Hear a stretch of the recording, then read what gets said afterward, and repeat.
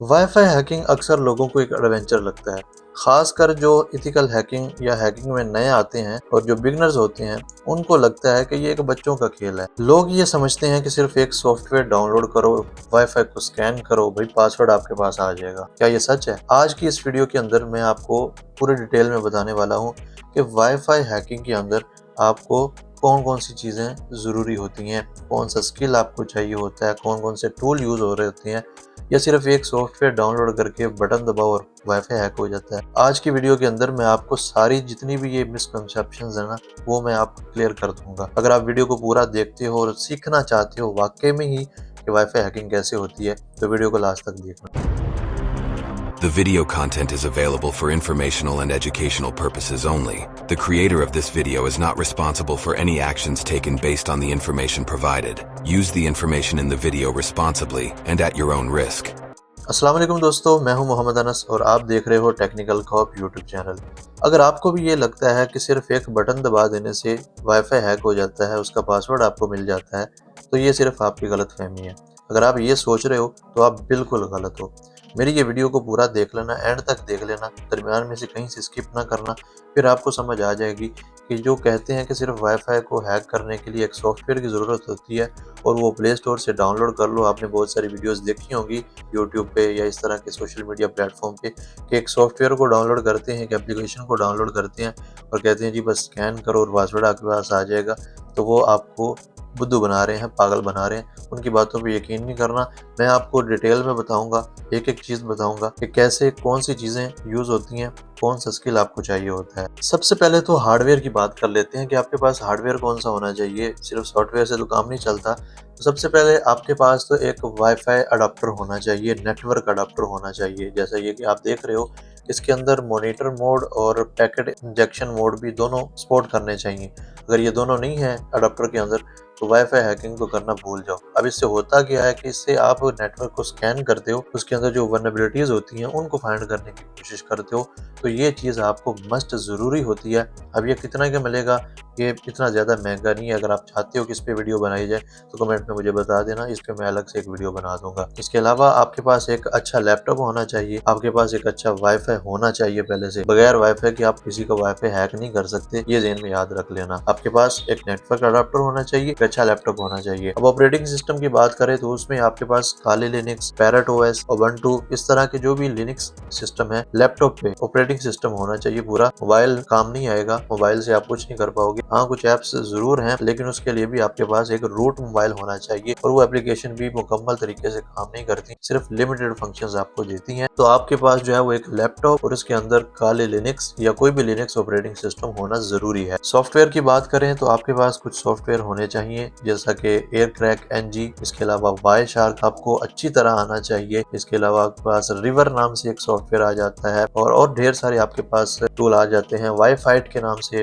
आपके पास एक टूल आ जाता है। ये जितने भी मैं टूल बता रहा हूँ ये सब के सब रूट पे चलेंगे, यानी आपके पास रूट परमिशन होनी चाहिए। अगर रूट परमिशन नहीं है तो ये काम नहीं करेंगे। अगर आप टर्मक्स पे सोच रहे हो कि आप वाईफाई हैक कर लोगे, तो भाई वहाँ पे तो रूट चलता ही नहीं है। अगर आपका मोबाइल रूट नहीं है तो वहाँ पे ये काम भी नहीं करेंगे ये सॉफ्टवेयर जो मैं आपको बता रहा हूँ। तो इसलिए आपके पास एक लैपटॉप होना चाहिए, उस पर लिनक्स होना चाहिए और फिर आप एक रूट यूज़र बन के इन सारे टूल को इस्तेमाल कर सकते हो। अब अगर आप ये सोच रहे हो कि आपके पास ये वाईफाई अडाप्टर आ गया है और आपके पास एक टूल आ गया है या कोई भी टूल आपके पास आ गया, एक लैपटॉप आपके पास आ गया, तो आप हैक कर लोगे वाईफाई को? बिल्कुल भी नहीं। अभी बहुत सारी चीज़ें आगे बाकी हैं, तो वीडियो को देखते जाओ, स्किप ना करो। अब हमने टूल के बारे में तो जान लिया और हार्डवेयर के बारे में तो जान लिया। अब एक और चीज़ इम्पोर्टेंट, सबसे ज़्यादा इम्पोर्टेंट चीज़ है, वो है प्रोटोकॉल्स।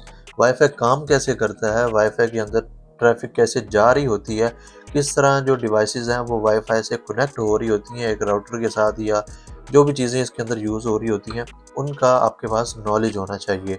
और सबसे ख़ास बात कि वाईफाई के अंदर प्रोटोकॉल्स कौन से यूज़ हो रहे हैं, कि जिनको हैक करना है भैया आपने।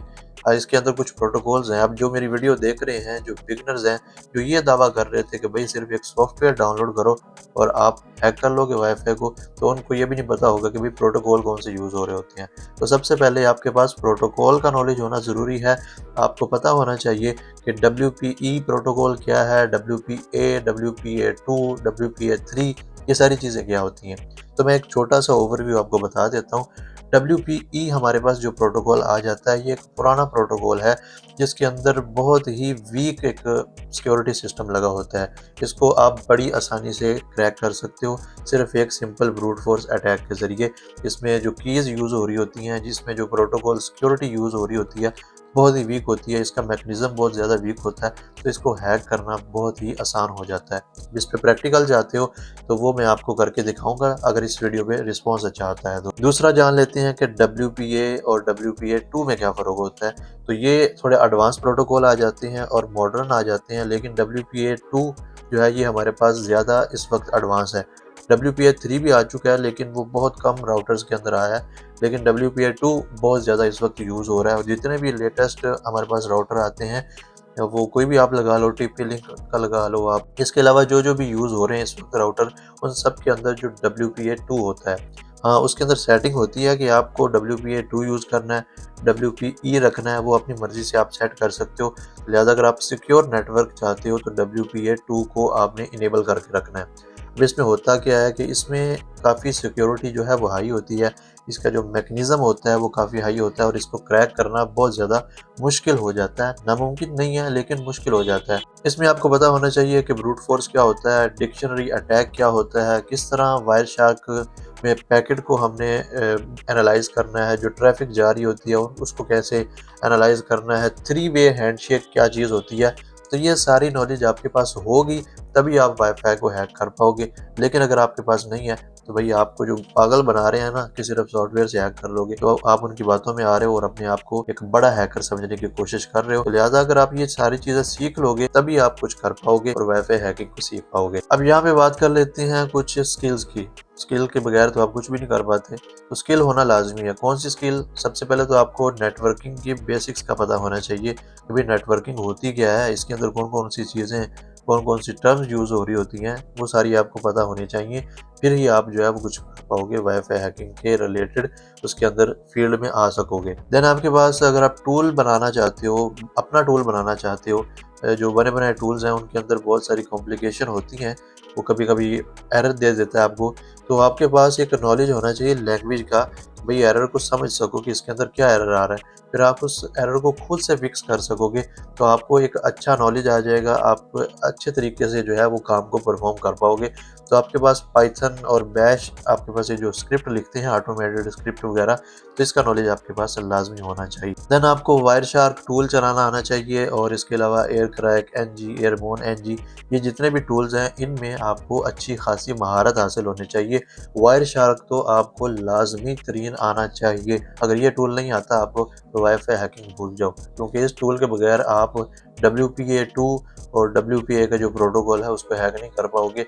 आपको थ्री वे हैंडशेक कैप्चर करने के लिए इस टूल की ज़रूरत पड़ेगी। अब लास्ट पे बात कर लेते हैं माइंडसेट कैसा होना चाहिए। अब जो बंदे ये सोचकर हैकिंग की फील्ड में आ जाते हैं कि भाई हम फलाने बंदे की आईडी को हैक करेंगे, हम उस बंदे के वाईफ़ाई को हैक करेंगे, वाईफ़ाई को हैक करके हम उसको यूज़ करेंगे, मिसयूज़ करेंगे, अनएथिकल काम करेंगे, तो वो बंदा कामयाब तो हो जाता है लेकिन वो जल्दी फँस जाता है। और इस तरह का बंदा बनने के लिए जो अपना माइंड को एक गलत साइड पे लेके जा रहा है, तो आपको बड़ी मेहनत करनी पड़ेगी। आपको एक गंदे हैकर की सोच के साथ सोचना पड़ेगा, उसकी सोच के मुताबिक आपको चलना पड़ेगा, तभी आप ये काम कर पाओगे।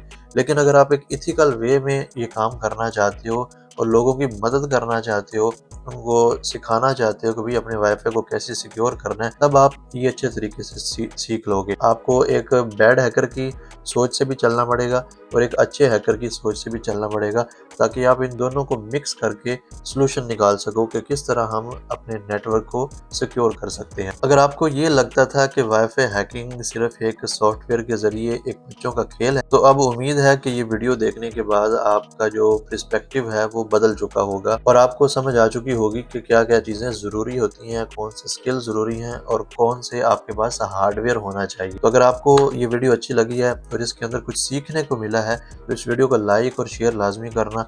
इस पे जितने ज़्यादा लाइक्स होंगे, मैं जो है वो इन सब चीज़ों में प्रैक्टिकल वीडियोज़ भी बनाऊँगा। बहुत सारे लोग कहते हैं कि भई आप प्रैक्टिकल वीडियो नहीं बनाते, तो भाई प्रैक्टिकल वीडियो बनाने के लिए बहुत मेहनत लगती है और मेहनत उस वक़्त बंदा करता है कि जब आगे से सपोर्ट आ रही हो। जब आपकी तरफ से मुझे सपोर्ट नहीं मिलेगी, जब आप मेरी वीडियोज़ को लाइक नहीं करोगे, शेयर नहीं करोगे, तो फिर मैं इतनी मेहनत क्यों करूँगा आपके लिए। तो लिहाज़ा जितनी ज़्यादा आप सपोर्ट करोगे, जितना ज़्यादा आप वीडियो को शेयर करोगे अपने दोस्तों के साथ, जितने ज़्यादा लाइक्स आएँगे, फिर मैं उस हिसाब से मेहनत भी करूँगा और प्रैक्टिकल वीडियोज़ भी लेके आऊँगा। तो उम्मीद है कि वीडियो पसंद आई होगी। वीडियो का आपको अच्छी लगी है तो इसको लाइक, शेयर, सब्सक्राइब चैनल को लाज़मी कर लेना, इस तरह का मज़ीद कंटेंट देखने के लिए। आगे हम एक वीडियो बनाने वाले हैं जिसके अंदर हम देखेंगे कि ब्लूटूथ को एक हैकर कैसे हैक करता है और कौन-कौन सी वल्नरेबिलिटीज़ ब्लूटूथ के अंदर होती हैं। फिर हम उस पे एक प्रैक्टिकल वीडियोज़ भी देखेंगे, जैसा कि मैंने कहा कि अगर आप सपोर्ट दिखाओगे तो प्रैक्टिकल भी आएँगे, लेकिन अभी हम थ्योरी को पढ़ते हैं। तो ब्लूटूथ को हैक कैसे किया जाता है, वो भी हम अगली वीडियो के अंदर देखने वाले हैं। तो इसलिए चैनल को सब्सक्राइब कर लो, बेल आइकन को दबा लेना ताकि नोटिफ़िकेशंस आपको मिलते रहें। अगली वीडियो में मुलाकात होगी, अपना ख्याल रखें। अल्लाह हाफ़िज़।